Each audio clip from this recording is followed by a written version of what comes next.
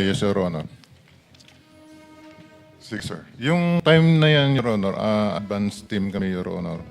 Nauna kami sa area kasi inadvance na kami ng team leader namin na nag-proceed na sa building ni Tito Soto sa Baclaran. So, after lunch, nandun na po kami aboard. Ngayon, nag-atay kami na dumating sila ni Boss Saldi. Pero nang dumating la, ngayon, na okay na yung area, nariko na namin. Pagdating nila, ako nag-guide po dun sa baba. Ang may basement sa gilid po. Ngayon, dumiritz yung limo ni Boss umiko. Tapos nag-drop off. Tapos umakyat sa parangdanan, Your Honor. At tapos may elevator. Kasama niya po si E. Mark, saka si Paul, saka yung ISO niya po, si Police Major Dichoso po. Tapos nun, pasakay siya sa elevator, pagbukas ng elevator, may nagsalubo po doon. Sumakay sila. Tapos yung malita po na dala po namin, nadala po ng mga kasama po, tulak-tulak po nila yung dalawa, hinabol ko yung dalawa, at sinamay po sa elevator. Tapos yung the rest po na ibang malita, hindi po nakahabol. Nauna na po, akyat sa taas po. Anong dineliver nyo? Pera? Pera po. Alam mo magkano? Large po, malaki. Large. Ang large usually, ang laman ay... 40 to 70 po. So, ilan ang dineliver? Mga 40 to 70 po yung... So, isang po. maletang? 5 po, 5. 5 maleta na Opo. tig 40? Yes, Your Honor. Yeah. So, more or less, kailan? Again, Your Honor. More or less, kailan? When? Year 2024 po, bago Campaign period? Yes po. Okay. So, kaya ko to tinatanong dahil mabigat sa akin to dahil nga pinaniniwala natin yung Blue Ribbon Committee na pinamunuan ni Senator Lacson, but everyone knows magpartner talaga yan si Senator Tito Soto and Senator Lacson, no? Not partners in business but partners in politics, no? And then dun sa susunod na paragraph pero walang pangalan kung sino, nandito din pangalan ni Senator Erwin Tulfo na pinapangalan nilang susunod na chairman ng Blue Ribbon Committee kung sila masusunod. Sinong may alam nito? Dito po si... So, babalikan kita, sir, ha, dun sa details kay Senator Soto. Kay Senator Tulfo? Ako po, magandang umaga po yun. Ako po yung involved doon kay Senator Erwin Tulfo. Sir, pangalan tapos pakikwento na lang yung circumstance. Ako po, sir, si Bernard Gumban. Bali po, nakapag-deliver po ako doon kay Senator Erwin Tulfo ng 2 beses. Yung una po, 2 maleta, tapos yung pangalawa po, 6. Ano yung dong maleta? Anong size? Maliit na po, small tsaka medium siguro. Small. Ano ulit laman ng small? Nasa 20 to 25. Okay, and then medium. Yung po. Medium ata yung 20 to 25, no? Tama ba? Maliit po. Yung small po, Okay, tapos yung medium. nasa 40 to 50. Okay, so ang dineliver mo is from 60 to 70. Okay. Tapos yung pangalawang beses po, Your Honor, 6 na mali na po. 6 na gano'ng kalaki? Halo-halo po. Halo-halo na. Opo, So, Your Honor. even assuming small lahat, kung 6 sa 25, at least 150, no? At least. Oo. Yes, Saan ang first at saan yung second delivery? Dito sa may bahay niya po, Your Honor, dito sa Green Hills. Green Hills. Paano nyo alam na bahay? Tinanong ko po si Mark Tiksay. Sabi ko, Boss Mark, kaninong bahay po ba yun? Sabi niya kay Senator Erwin. So pagdang nyo doon, katulad nung kwento doon sa Ilocos, so may sumalbong, kinuha lang, pinapasok kayo, paanong... Bali po, Your Honor, si Mark po, si Boss Mark, si Mark Tiksay, tsaka yung contact doon sa bahay ni Senator Erwin, sila po yung nag-uusap niyan. Tapos pagdating po doon sa bahay, ibababa po namin yung mga malita, tapos ihatid doon sa loob. Yung nagre-receive na po yung si Boss Mark na po, tsaka yung nagre-receive yung bala. So hanggang saan ka nakapasok? Nakapasok po ko doon, yung bahay po may basement eh. Hindi na hanggang sa ano lang. Pero Basement, pababa. kasama kotse or bababa? Hindi po, Your Honor. Yung malita po, Yung maleta. Tinulak So yung kotse sa parking lang kayo, sas lang po ng bahay. tapos nadala yung maleta hanggang sa basement. Papasok lang po kasi may sumalubong na po doon. Yung, Okay.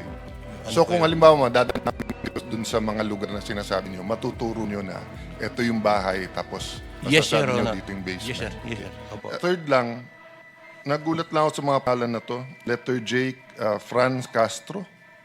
Nasa Progressive Act to. At nandito siya nung Martes. Martes at this week nandito siya eh. Sino may alam nitong kay Franz Castro? Nasa paragraph 43. Tapos Leila de Lima. Tapos may nakalagay dito sa Polo Club na bigay. Sino po dito? Nagugulat lang po ako kasi additionally, ang anti-Marcos, yung progressive groups and yung Dilaw at Pink. Pero recently, sa nangyayari sa Senate, Marcos na rin eh. Ba't biglang nandito mga pangalan nila? Again, that doesn't mean this is true. That's why I want to found. Sinong may anong kay Leila de Lima at saka kay Franz Castro? Mga kongresista. Si Franz Castro, Your Honor, laging ka-meeting niya nila boss sa Lico, sa opisina niya doon sa Congress po at saka sa townhouse. Then pagkatapos po ng meeting nila, paglabas po, may mga bit na po yan silang mga paper Pag bag. sinabing sila, sino pa usually kasama ni Franz Castro? Not necessarily sa pera meeting. Yung babae rin yun, Your Honor, yung lagi niyang kasama. Tatlo yan sila, Your Honor, kasama si Raul Manuel at saka yung isa pa. Si Franz Castro at saka si Brosas, Your Honor. How about yung kay Leila de Lima? Sinong may alam? Si Laila de Lima po, lagi po yan sa townhouse. Ka-meeting po sila boss. Then, pagkatapos po niyan, ganun din po, may dala-dala na rin po yan. Kuha niyan, Your Honor, Quadcom hearing. Kailangan nating i-clarify muna, no? Kasi yung pagkabanggit nyo kay Congresswoman Laila de Lima, kasama siya sa mga congressmen ng 19 Congress. Hindi pa siya congresswoman noon eh.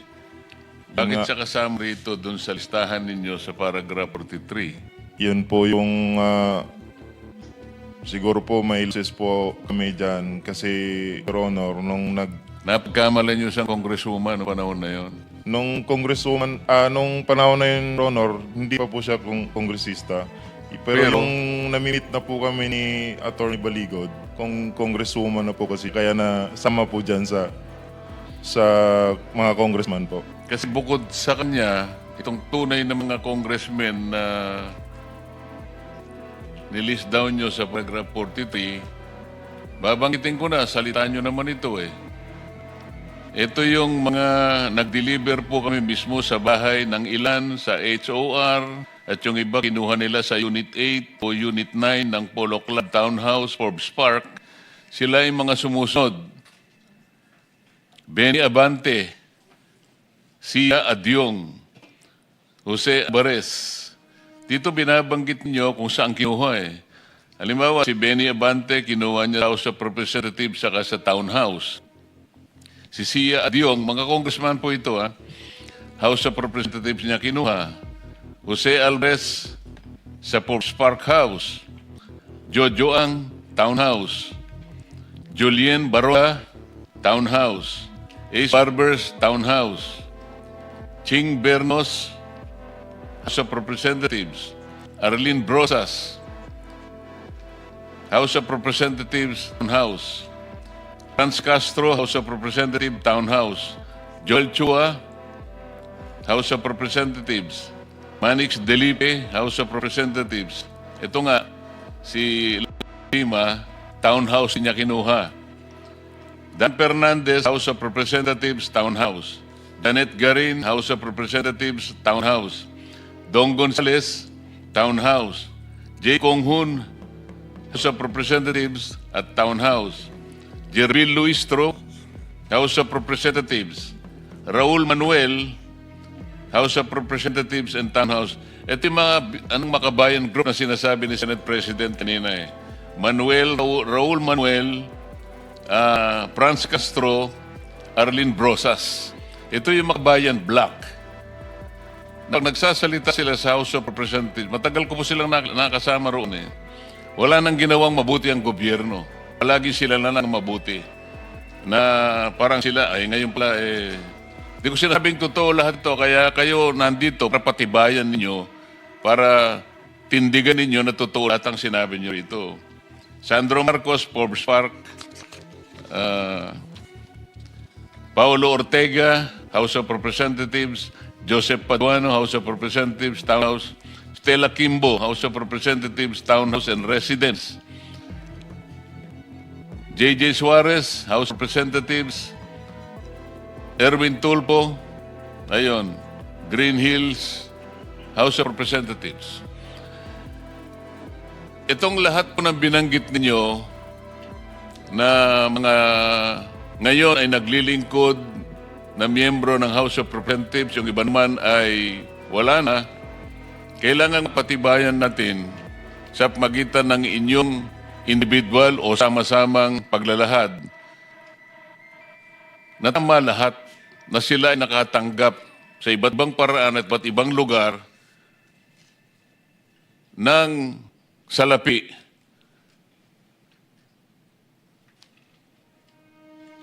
na kailangan nating mapatunayan ngayon. Sino gusto magsimula? Kailangan mapatibayan natin lahat ito. Your Honor, itong mga dating mga sundalo natin ay meron silang na-share sa akin na screen capture ng kanilang chat group, no? Kasi ang nangyayari po noon, may chat group sila. Pag mag-deliver sila ng pera sa personalidad, ay kinukuhanan nila ng picture at ipinapasa sa chat group nila. Pag nakita po yun ni Ginoong Zaldico, fino-forward niya doon sa recipient at sinasabi, okay na ako sa iyo ha, etc. Pero kung kasama mismo si Ginoong Zaldico sa pag-deliver, hindi na nila napipicturan. Hindi, yun lamang, maski na yun, pwedeng tanggapin ng komite. Dahil ang importante lang, mapatibayan din na itong mga taong binanggit natin ngayong umaga, sapagkat ito naman ay nasusulay inyong pinagsama-samang salaysay, merong mapagbabatayang... Ito no, noong April 8, Tuesday po ito, may nag-text yung si Police Captain Alvin Nugid, yung parang team leader po nila. Sabi niya, Franz Castro, saka Arlene Rosas, dito na sila, sir. Tapos may sagot, sir, may kasama pa daw sila, continue daw. Pabato na lang, sir, sa truwa sa baba. And then may naipasa rin nga sa akin na isang picture ni Congresswoman Brosas doon sa opisina ni Congressman Zaldico, no? So si Congresswoman... So lahat ng nabanggit nating public figures ngayon, merong mga confirmatory na ebidensya sa chat ninyo, kung hindi man litrato, confirming that all of them received these kickbacks. Yung pag-receive po ng kickback, sabi ko, pinapadala sa group nila. Yun nga, merong coverage na chat group report, kung ano man ang tawag ninyo, para mapatunayan nating isa-isang mga ito na nakatanggap ng kickback. Hindi po exactly na one-on-one correspondence po, no? Dahil yung iba po na na-capture nila sa screenshots, through screenshots, nakuha po sa telepono ng iba. Pero may naiwan din po sa na maibibigay po namin sa inyo. I think ang ibig sabihin, Chairman, katulad nung nagtanong ako kay Senator Tito Soto, allegedly, sinagot nung tatlo or tatlo, nung tinanong ko kay Senator Erwin. So I think kung sino lang may personal knowledge dun iba. But I just one comment lang, Mr. Chair, and appeal to sa Armed Forces of the Philippines. Alam niyo po, hindi biro po yung namamatayan ang sundalo. Akala natin pag namatayan yung sundalo, kompleto yung pondo para sa kanyang muda or kung babae siya para sa kanyang nabiyudo at mga anak. No?